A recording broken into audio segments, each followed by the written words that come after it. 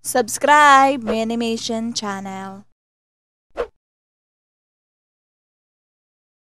Huy, Mari, narinig mo ba yung balita? Anong balita, Mari?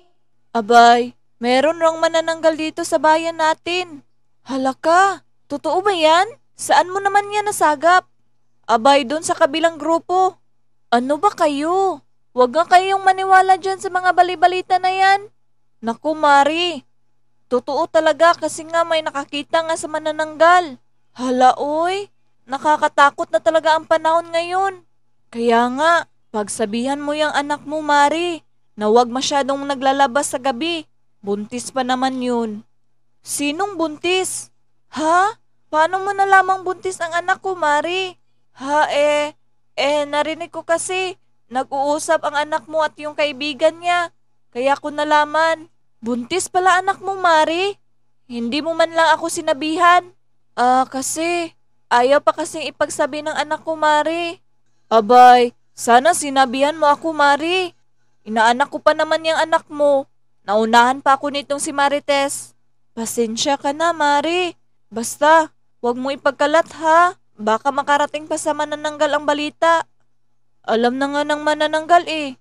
Anong sabi mo, Marites? Anong alam na ng manananggal?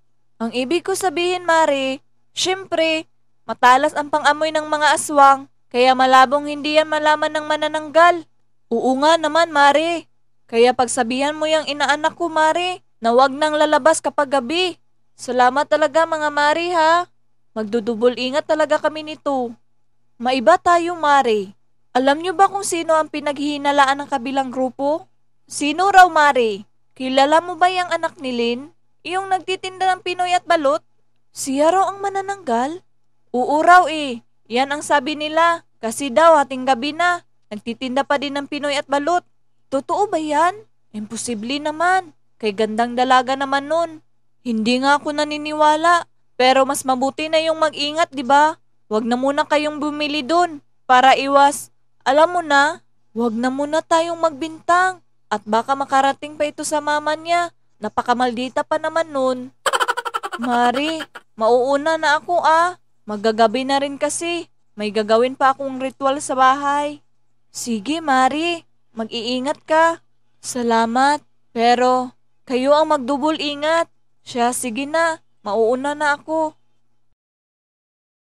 Alam mo, Mari, yang si Marites, nakakaduda rin ano? Bakit naman, Mari? Ewan ko ba? Basta, may something sa kanya na hindi ko mawari. Dami mo talagang alam, Mari. O siya, sige na. Baka magabihan pa tayo dito. Pagsasabihan ko pa inaanak mo tungkol sa manananggal. Nagsasabi lang ng totoo eh. O siya, sige na. Mag-iingat ka ha. Yo, May! Uy, Robert. May nasagap akong balita. Alam mo ba kung ano yon? Siyempre, hindi. Kasi nga, ibabalita ko pa sa'yo. Parang tanga to. Joke lang. So ayun nga, may babalita ako sa'yo na igagalit mo. Ano namang balita yan? Alam mo bang bali-balita dito sa baryo na meron raw manananggal sa bayan natin? At alam mo ba kung sino? Sino? Siyempre, ikaw. Anong ako? Ako manananggal? Kay ganda kong to. Paghihinalaang manananggal? Sabi ko na nga ba, ikagagalit mo eh. Ha! Che, saan mo naman narinig ang balitang yan? Doon sa kanto, may 3 tsismusa doon nag-uusap about sa manananggal. Nadamay pang pangalan mo. Hay nako, wala akong paki sa kanila. Pero maiba tayo. Totoo nga siguro yung manananggal ano? Kalat na sa baryo natin eh. Totoo nga, ikaw nga pinaghihinalaan nila eh. Magtigil ka nga, Robert. Joke lang. Sige na, maiiwan na kita. Teka lang, may gagawin ka ba? Wala naman. Uuwi na ako. Magagabi na kasi. Ano kasi? Pwede mo ba akong samahan muna dito, Robert? Kasi natatakot ako eh. Samahan mo muna ako dito, please. Tapos kapag andito na si Mama, sabay na tayong uuwi. Sure, yan ang gusto ko. Swerte ko talaga ngayon. Salamat talaga, Robert ah. Walang anuman, May. Basta ikaw. Nga pala, bakit kaya ako pinaghihinalang manananggal? Ewan ko ba sa mga baliw na yun? Walang yang mga tsismusang yan. Sa daming tao dito sa baryo natin, Ako pa talaga pinaghinalaan. Hays, kaya pala, ang tumal ng paninda ko ngayon. Wag mo na yan isipin. Basta alam natin na hindi ikaw ang manananggal. Talagang hindi ako, no? Basta samahan mo ako hanggang sa bahay namin. Oo naman. Kung pwede sa inyo ako matulog, ibabantayan kita. Magseryoso ka nga, Robert. Nagbibiro lang eh. Pero seryoso, kahit anong mangyari, hindi kita iiwan. Hala, ano yun? Ano yun? Tara, puntahan natin. Teka lang, Robert. Baka manananggal yun. Hindi yan. Tara na. Wala naman eh. Pero may naiwang props dito oh. Anong props? Bugok. Katawan niya ng manananggal. Props to me. Di ba undas ngayon? Siyempre may nag-Halloween costume. Hindi yan props, Robert. Tignan mo nga ng mabuti. Costume lang to me. Katawan ng manananggal talaga yan, Robert.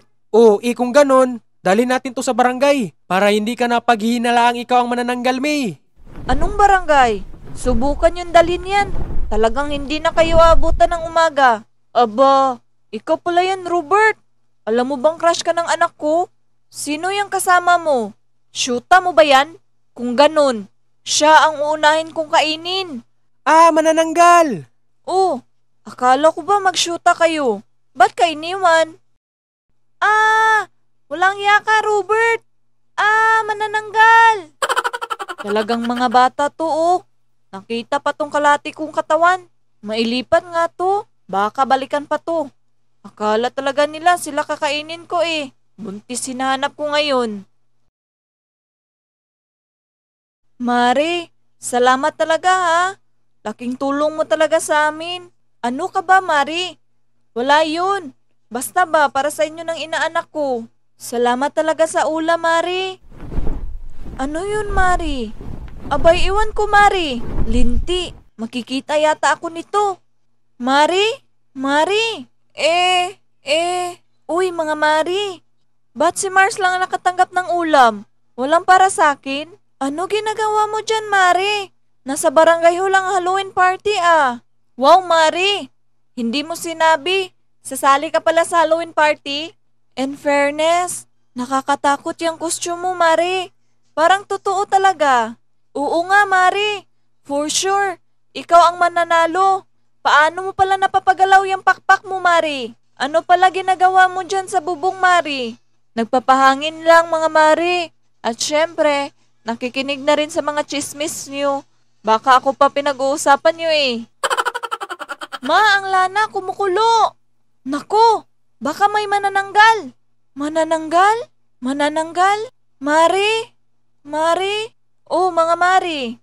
Manananggal. Tulong, may manananggal dito. Tulong, tulong. Yari, walang yaka, Marites. Ikaw pala ang manananggal. Aray ko, tulong, may manananggal dito. May okay ka lang? Anong okay? Ba't mo ako iniwan? Akala ko ba hindi mo ako pababayaan at iiwan? Nagulat ako sa manananggal eh. Talagang totoo pala na may manananggal.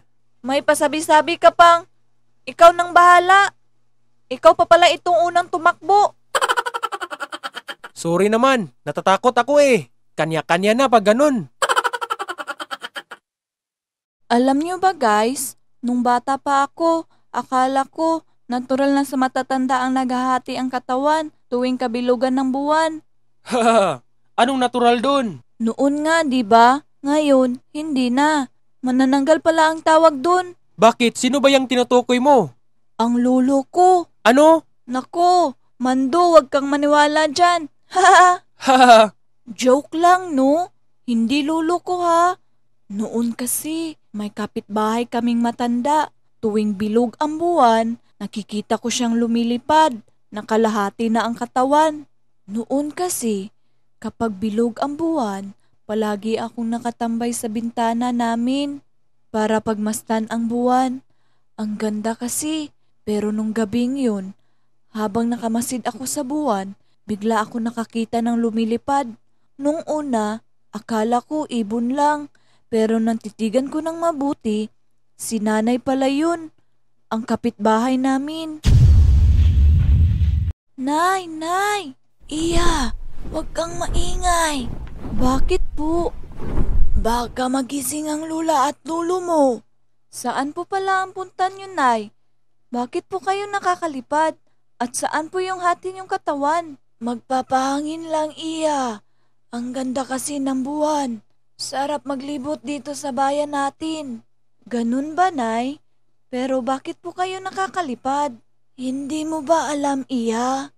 Ang alin po, Nay? Kaming matatanda, kapag kabilugan ang buwan, nagtatransform kami ng ganito. Bakit po sila lula at lolo ko po? Hindi ko pa nakikitang nagtatransform. Baka hindi pa nagigising ang kapangyarihan nila. Kapangyarihan? Kapangyarihan na ba yung nakakalipad, Nay? Oo naman. Kaya ikaw, kapag matanda ka na at nagising mo na ang kapangyarihan mo, makakalipad ka na kagaya sa akin. Wow! Gusto ko yan! Pero pwede bang hindi hati ang katawan, Nay? Nakakatakot kasi. Oo naman. Depende yan sa kapangyarihan mo, iya. Basta, atin-atin lang to ah. Bakit po? Kasi kapag sinabi mo sa iba, may posibilidad na hindi na nila magising ang kapangyarihan nila kapag nalaman nila ito ng maaga. Ano po? Paano ako? Ang ibig ko sabihin, iya, sa mga nakakatanda lang, sa mga batang kagaya mo, pwede lang kasi bata ka pa eh. Ah, ganun po ba, Nay? Oo, ganun yun. Kaya atin-atin lang to ah. Secret natin to. Sige po, Nay. Enjoy ka po sa paglilibot niyo po. Salamat, iya. Basta, secret natin to ah. Opo, Nay. Ha, walang ya. Grabe, love trip. Ha! Uy, wag niyo nga akong pagtawanan. Kaya pala ayaw niyang ipagsabi sa mga matanda, girl. Kasi takot siyang malaman na isa talaga siyang manananggal. Ha! Kaya nga eh, late ko na na-realize. Kaya mula nun, hindi na ako nagtatambay sa bintana namin tuwing gabi. Buti, hindi ka nila binilinan sa kapangyarihan nila, Jill. He, change topic na nga tayo. Pero sa totoo lang, naniniwala talaga ako sa kwento mo, girl. Kasi nung nakaraan, nakakita rin kami ng manananggal eh. Di ba, Robert? Oo naman no. Kami nga, iba't ibang manananggal ang nakikita namin. Di ba, Mando? Tama, ha? May iba't ibang klase bang manananggal? Oo naman no. Di ba may taong manananggal? Meron ding asong manananggal, tigring manananggal, balirinang manananggal, kambing na manananggal, dagang manananggal at marami pang iba. May ganun ba? Oo naman, di ba Robert? Oo, totoo yung sinasabi ni Mando May. Che, puro kayo kalukuhan. Anong kalukuhan? Totoo nga kasi. O siya, sige na. Totoo na yung pinagsasabi mo, Mando. Ako naman magkwento guys. Ito ay karanasan ko nitong nakaraan lang. 10:00 ng gabi. Habang naghahanap ako ng manok sa bayan. Anong naghahanap? Ang sabihin mo, nagnanakaw. Hindi ah. Hinahanap ko yung manok ng papa ko no. So ayun nga. Habang naghahanap ako ng manok sa bayan, bigla may nakita akong tigring manananggal. Kumakain ng mga manok. Wala man lang kayong reaksyon. Sa simula pa lang, hindi nakapanipaniwala eh. Kaya naisip ko, walang yung tigring manananggal na to. Inunahan pa ako ng manok, sa akin yun eh. Anong sayo? Paano naging sayo? Ano ka ba naman, Jill? Panira ka na ha? Sa hindi naman kapanipaniwala yung pinagsasabi mo. Patapusin mo muna kasi ako. Wag na. Alam mo ba yung pinagsasabi mo? Napanood ko na yan kay Robert's Animation. Pambira naman oh. Hindi na nga ako magkikwento. Nakakawala ng gana. Buti naman. Puro kasinungalingan naman lumalabas dyan sa bibig mo. Tama na nga yan. Ikaw na nga magkwento, girl. Ikwento mo nga sa amin yung tungkol sa manananggal. Sige ba? Wag na, May. Wag na natin balikan ang nangyari nung nakaraan. Ano ka ba, Robert? Sige na, girl. Ikwento mo na. Sige. So ayun nga, nung nakaraan, habang papauwi kami ni Robert, may nakita kaming hating katawan ng manananggal. Di ba, Robert? Uy, bakit magkasama kayo ni Robert nung gabing yun? Pwede ba, Jill? Hayaan mo muna magkwento si May. Baka kayo magkatuluyan yan na. So ayun nga, nung una, napagkamalan pa ni Robert itong props. Haha! Wala naman eh. Pero may naiwang props dito oh. Anong props? Bugok. Katawan niya ng manananggal. Props to me. Di ba undas ngayon? Siyempre may nag-Halloween costume. Hindi yan, props Robert. Tignan mo nga ng mabuti. Costume lang to, May. Katawan ng manananggal talaga yan, Robert. O, kung ganon, dalhin natin to sa barangay para hindi ka na paghihinalaang ikaw ang manananggal, May. Anong barangay? Subukan yung dalhin yan. Talagang hindi na kayo abutan ng umaga. Aba, ikaw pala yan, Robert. Alam mo bang crush ka ng anak ko? Sino yung kasama mo? Shoota mo ba yan? Kung ganon, siya ang uunahin kong kainin. Ah, manananggal. Oh, akala ko ba mag-shoota kayo? Ba't ka iniwan? Ah, walang yaka, Robert. Ah, manananggal. Talagang mga bata to, oh. Nakita pa tong kalati kong katawan. Mailipat nga to. Baka balikan pa.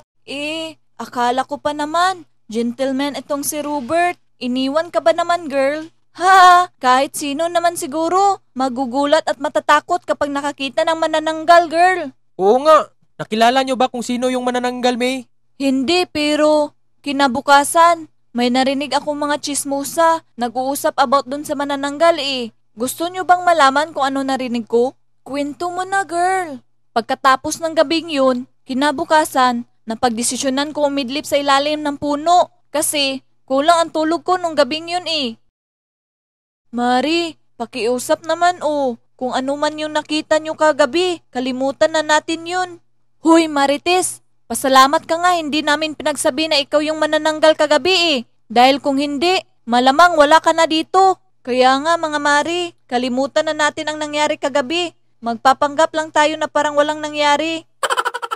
Marites, alam mo ba kung gaano kami natakot kagabi? Sorry Mari, basta ang mahalaga. Wala akong nagawang kasalanan. Pasensya kung natakot ko kayo. Pero sana, mapatawad niyo ako mga Mari. What? Ayaw ko ng palipat-lipat na tahanan, Mari. Nagustuhan na namin dito ng mga anak ko. Edi sana hindi mo yun ginawa. Sorry talaga mga Mari. Pangako ba? Hindi na ako mag-aanyong manananggal dito sa bayan natin. Doon na ako sa kabilang baryo. Ano? Kita mo na? Wala ka talagang balak magbago, ano? Bakit? Ano ba gusto niyong gawin ko mga Mari? Ang gusto namin, magbago ka na. Hindi ka na mag-aanyong manananggal para hindi ka na makapagbiktima ng mga tao. Paano na lang kung may makakilala sa'yo? Edi syutay kayong magpamilya mo. Ang hirap naman gawin niyang kondisyon mo, Mari. Lilipat na lang kami sa ibang lugar at bibisitahin ko na lang kayo pag may time. Sinasabi mo bang kilala mo yung nakita nating manananggal, May? Oo. Sino? Sabihin mo na, girl, nang maiwasan namin. Kilala niyo ba yung maliit na babae? Yung kulay pink ang damit? Hindi ko kilala pero parang alam ko kung sino yung tinutukoy mo, May. Yan ba yung pangit na tsismusa dito sa bayan natin? Yung malaki ang noo? Grabe ka naman sa pangit, Mando. Yung straight na mahaba ang buhok, malaki ang noo at may bilugan na mga mata, maputi at nakasuot ng dark na short at pink ang damit? Oo, siya yun. Kilala mo, girl? Oo naman, kilalang kilala. Manananggal pala yun? Kilala mo, Mando? Oo, palagi ko yung nakikita, naglilibot tuwing gabi eh. Sa tingin nyo ba, umalis na yung manananggal na yun? Sinasabi nyo bang manananggal ang mama ko? Anong mama? Yang tinutukoy nyo, mama ko yan eh. Ano? Mama mo ang manananggal na yun? Anak ng, kung ganon, ang mama mo palang binilina ng kapangyarihan sa matanda na yun. Naku, takbo! Ikaw, hindi ka ba tatakbo? Ito na nga, tatakbo na. Ah! Huwag niyo akong iwan. Wala nang saysay ang pananatili ko dito. Susunod na lang ako kay mama.